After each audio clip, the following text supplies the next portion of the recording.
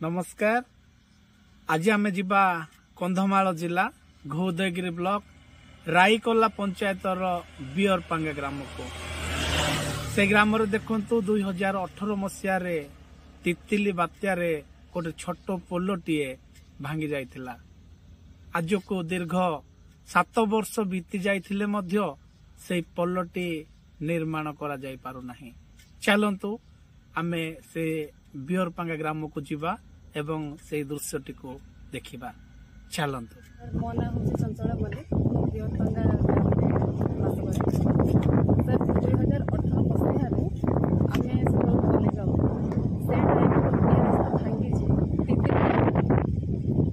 आज पर्यंत तैयारी पार्लानी सरपंच आरंभ करके ब्लॉक रे डिस्ट्रिक्ट माने कलेक्टर को आम जनईचु जे रास्ता प्रॉब्लम होची।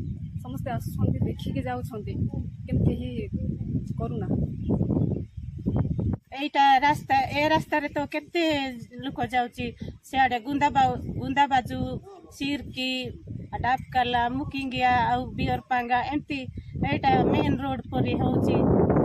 एते दूर दूर जीवा पई लोक गाड़ी गुडा असुविधा होची। आ पुलिस सभारे कहली आ वीडियो पाक जाइतिलु आ ग्राम सभारे कहूची हेले मध्य हो नाही। एटा कोन पई एमती होची आ सरकार टिके सरकार पई जणाउची आ एटा संकट टिके करि दिया।